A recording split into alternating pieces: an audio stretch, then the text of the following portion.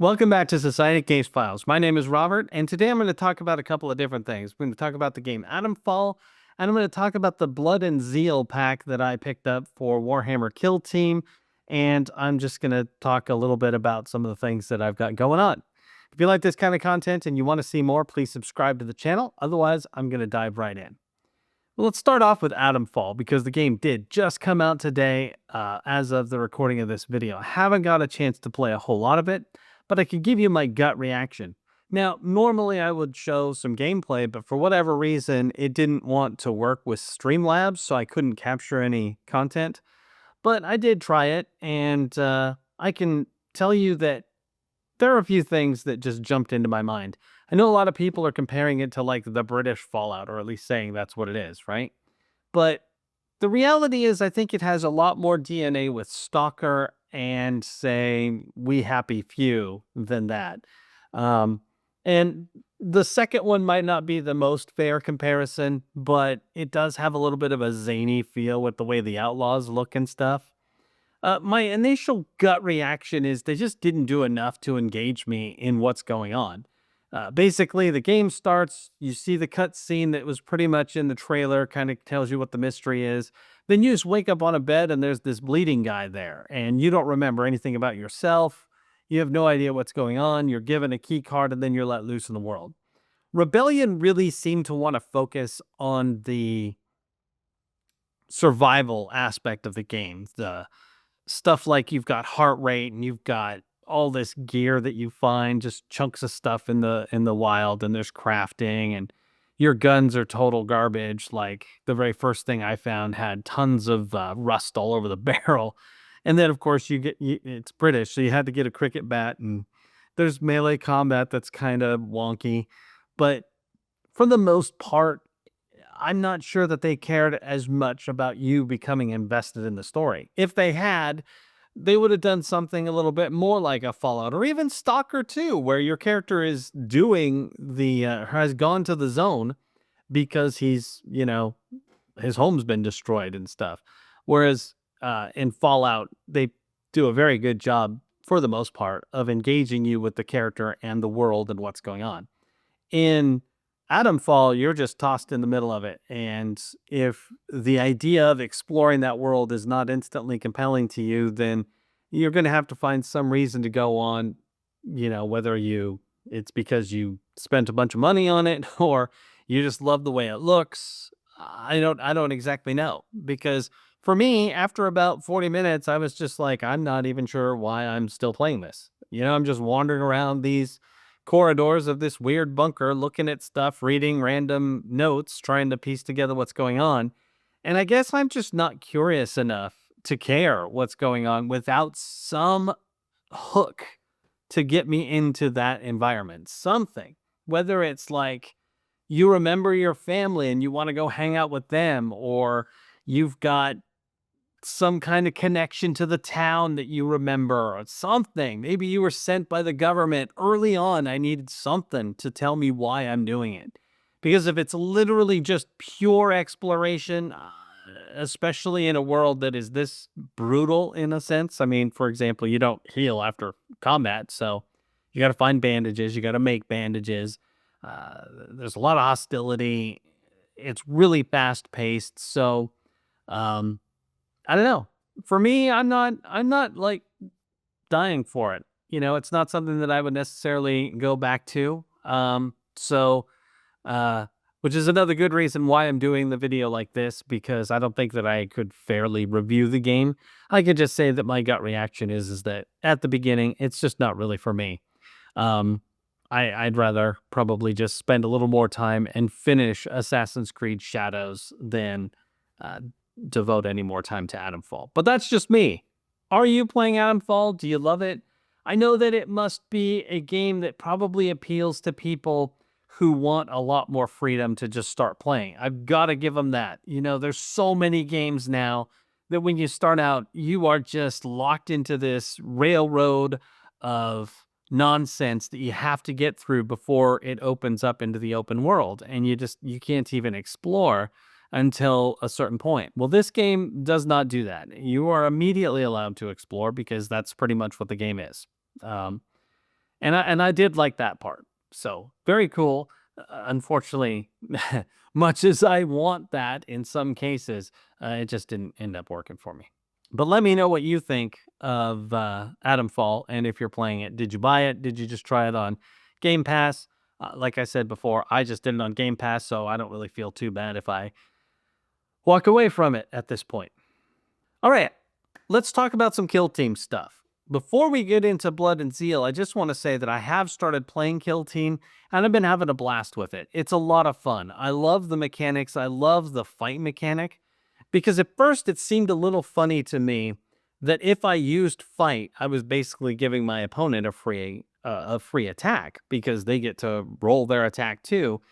But then I realized that you need to be strategic about it, of course. You can't just charge anybody. You want to make sure that the character you're attacking with is likely going to be fighting someone who is at least equal, if not lesser than they are when it comes to fighting, so that you can effectively come out ahead. Whereas, like, you're not going to charge somebody with a character that I have who has, like, the butt of their gun is the only melee weapon they have, and they're going to attack some orc with a power hook or something. So, anyway, I like the rules. I think they're super fun. They are fast paced. Even with 11 characters on a side, it didn't really take that long to get through a turn. Um, I think that all around, it's really streamlined and cool. So I am very excited about the fact that I have so much Kill Team stuff. I got plenty of Kill Teams, and some of them are even painted and ready to go.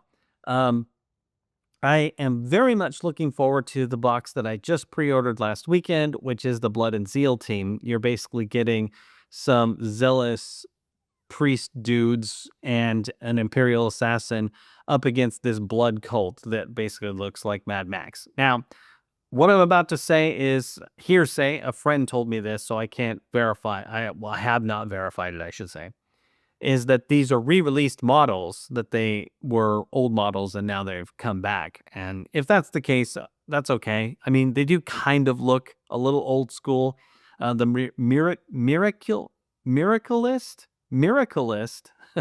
in particular, where she's got like nails through her hands holding these documents in place. She looked a little bit old school. Um, as did the other guys, who could probably just as easily be Necromunda characters. I would say that if you needed to, if you didn't necessarily want to buy this box set and you were going to use these kind of characters, maybe the blood characters specifically, then you may as well sub them out with some Goliaths. I think they'd fit pretty nicely, and I don't think you would have too much trouble with anybody about that. But the big set piece in Blood and Zeal, the thing that probably has me the most excited, is the massive Sister of Battle statue that is coming with it. And that's given me some pause, because I'm not entirely sure what I want to do with it.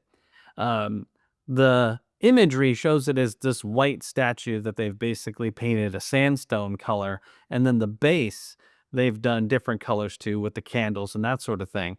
And what's funny is when I first immediately saw it, I was like, that's weird. That just looks like they primed it. Because for some reason in my head, I anticipated they would have painted the corset black and they would have had her hair white and she would have had color to her skin. But then it dawned on me, like a dumbass that takes 5 minutes to figure something out, that she is a statue and she should just be stone. So I'm not sure. Should she be gray? Should she be this sandstone color they picked?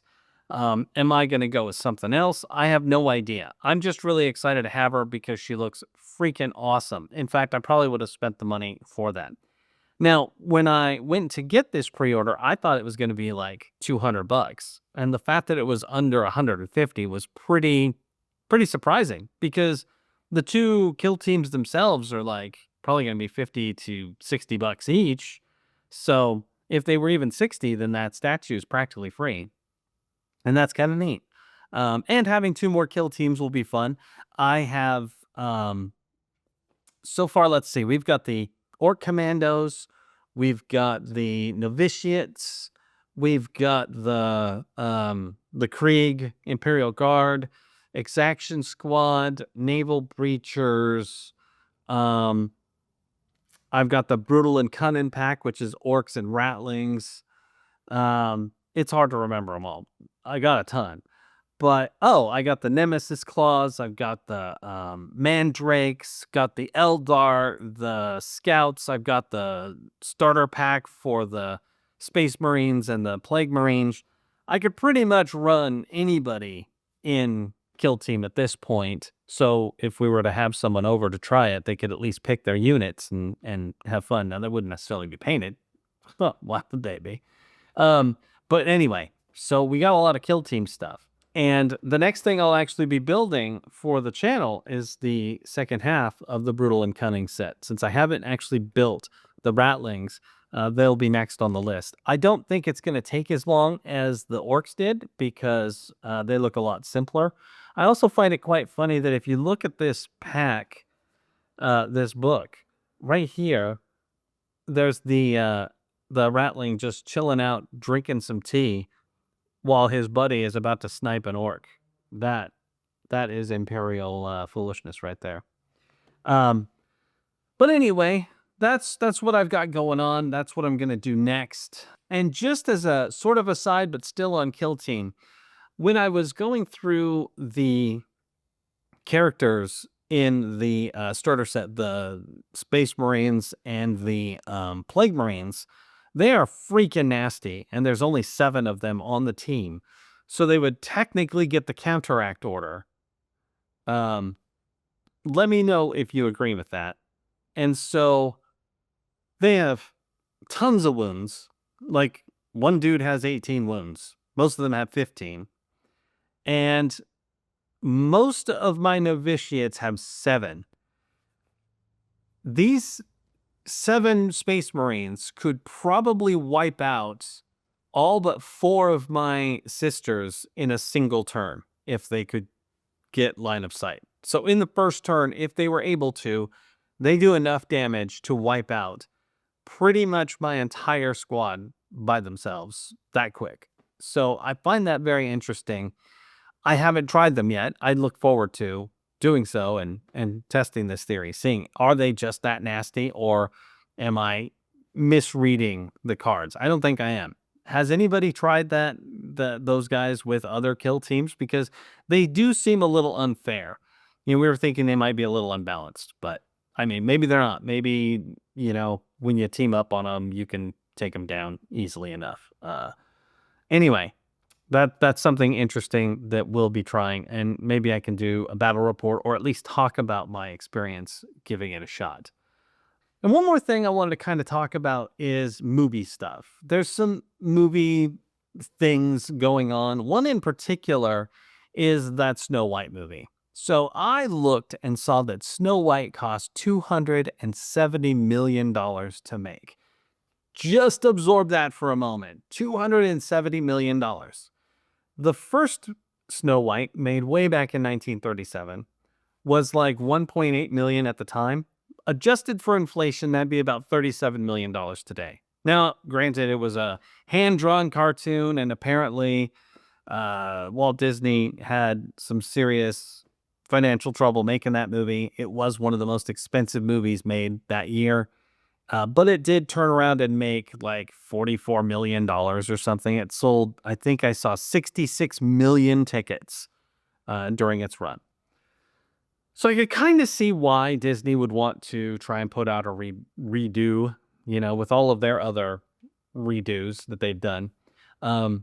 And with some of them, they've been insanely successful. The Lion King redo made $1.6 billion.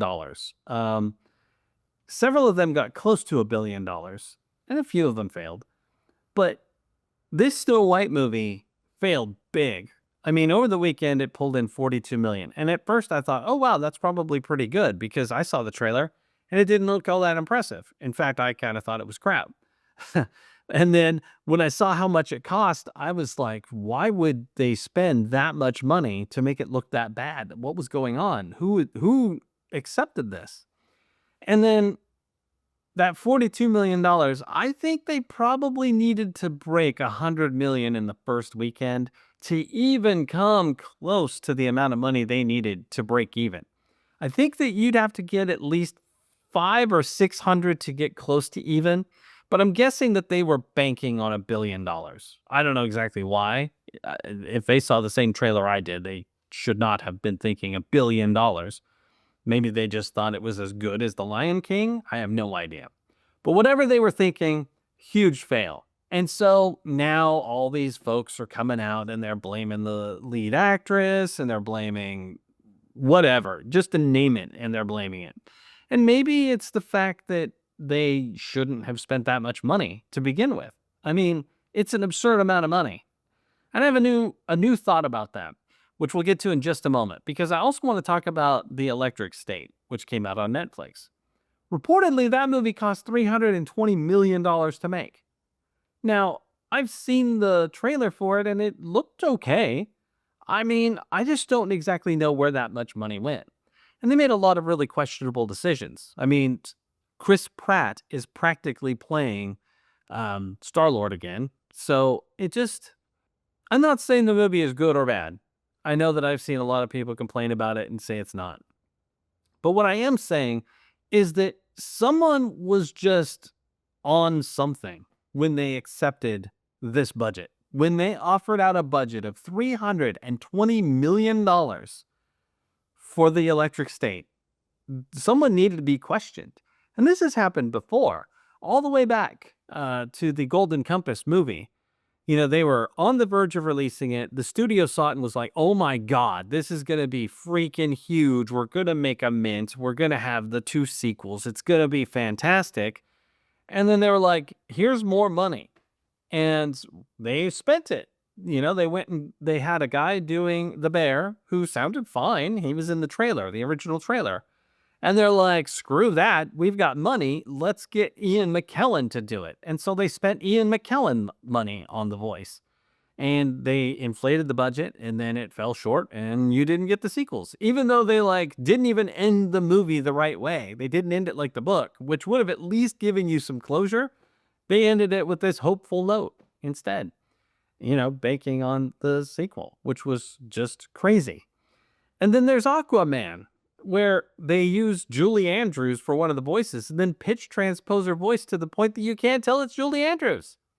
So these movies are just basically wasting money. And I have this theory about movies that cost over a certain amount are throwing money at problems that should have been solved with creativity instead. So I'd say the sweet spot is probably around $150 million for these big blockbusters. But really, I can't see people doing more than $100 million to make this work.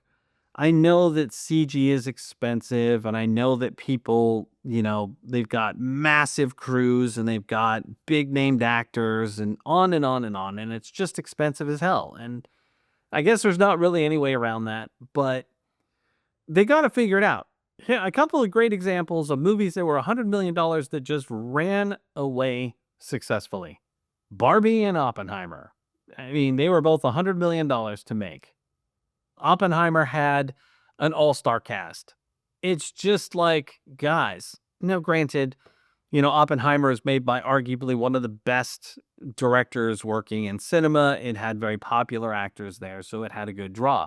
But even with all that, it didn't have to make $1 billion to walk away successful. And I think that when we're talking about these movies not being successful and people getting upset about it, the creators and Hollywood and even fans who are like, I love that movie. Why did it not succeed? And it's because these guys just let these budgets get bloated out of control. I was recently reading about movie theaters worrying that they don't really have a place anymore, that they're going to basically fail and that there won't be movie theaters anymore. And I mean, in some part, I can kind of see it. I could see movie theaters becoming more of a sort of niche entertainment thing where you go in and you get a meal or something, more than just a reserved recliner that may or may not have had nacho cheese on it 10 minutes earlier and, some jackasses that are making a bunch of noise because they don't give a crap and they're just going to talk on their phones and yammer to each other throughout the whole film.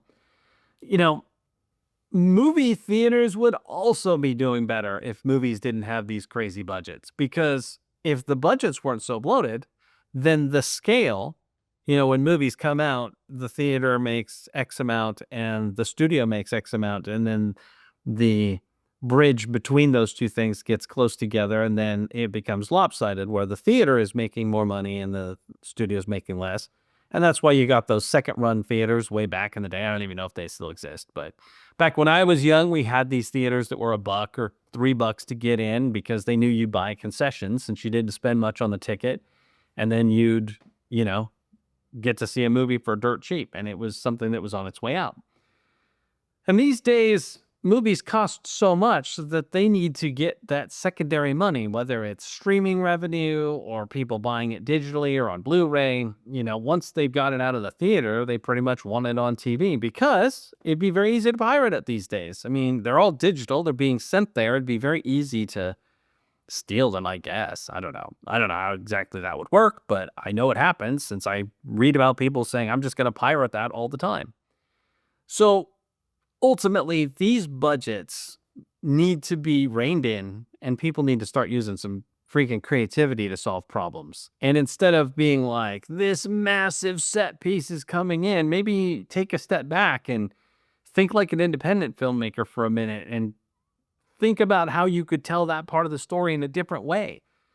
Maybe just don't make these massive blockbusters the way they are now. I don't know, but there's a lot of industry involved in this that could really suffer because they just don't have the discipline to stop throwing money at problems. And coming back to the electric state and its $320 million tag, the Russo brothers, maybe Endgame and Infinity War and their Captain America movies, maybe those were like the best they had. Those were their opus films. And then the stuff afterwards is just something that they needed a little bit more time to cook on. I liked The Gray Man. I thought it was fine, but I didn't, watch it again. And then The Electric State, just a massive budget that, it's like, people are not really giving it the best time. I guess 21 Bridges was okay, but I don't know. Maybe what they need is to take a step back from these huge set pieces as well. Ground themselves in some storytelling again, because that's one of the things that people complained about The Electric State is that it just didn't have any sort of attachment to it. And then thinking along those same lines, Zack Snyder got Netflix to dump a bunch of money on that Rebel Moon thing. And I mean, I don't even get it. The other day, my Netflix went up to $27. And I'm like, man, I don't know. I do not watch Netflix enough to pay that. And I can see why. Because they're giving this much money to these filmmakers who are making, to be honest, kind of stinkers. And they have no way of knowing if someone's resubscribing to watch that movie or if they're just going to hop in and watch some Telemundo mystery again. Who knows? But anyway, I don't mean to completely rant about the movie industry.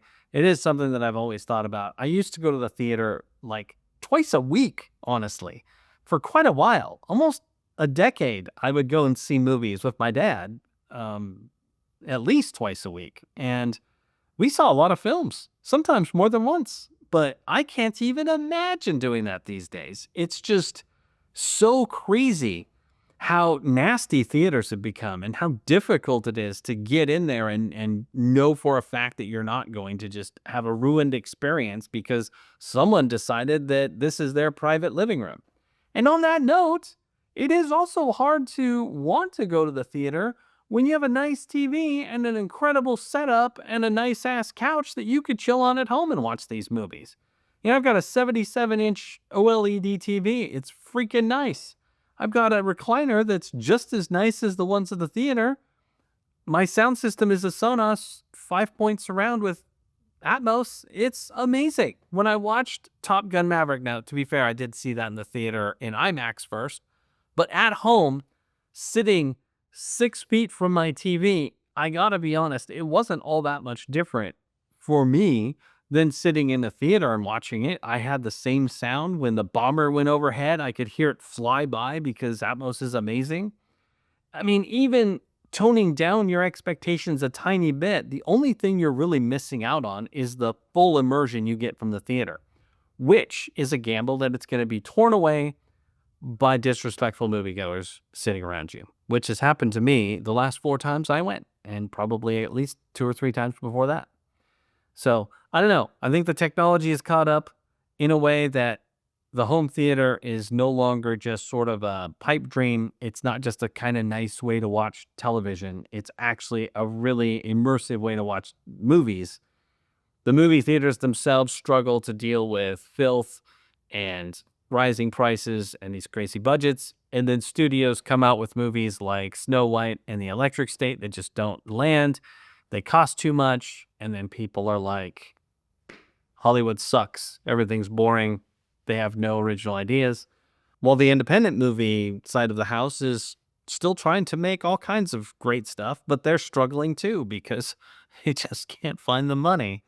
So I don't know. The movie industry is in kind of a strange place. So I'll be very interested to see where it goes from here, especially considering that I myself have started to create some independent movies. As of last week, I just finished my first short.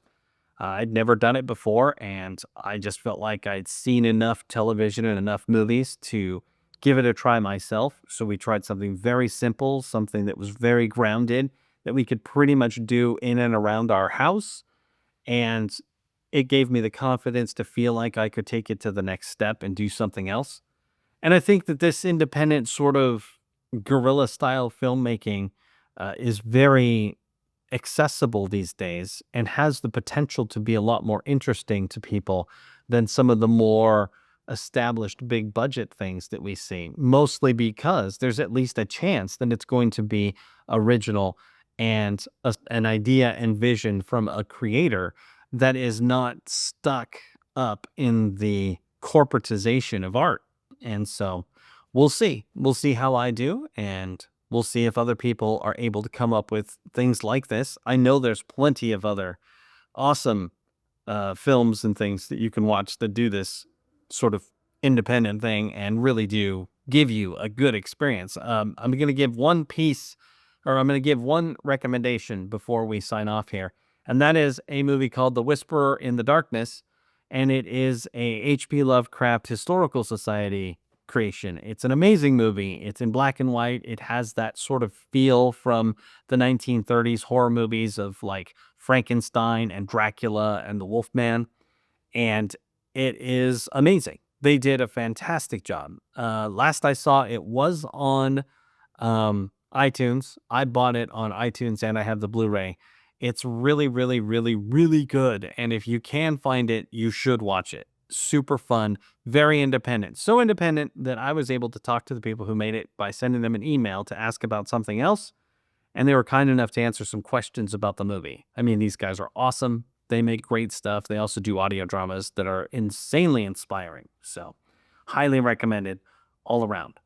Anyway, all that rambling aside, what are your thoughts about the movie industry? How do you feel about remakes and all this other stuff that's going on, budgets going out of control? What would you like to see happen? Let me know in the comments and we'll talk about it. Anyway, this is Robert with Society Case Files, signing off.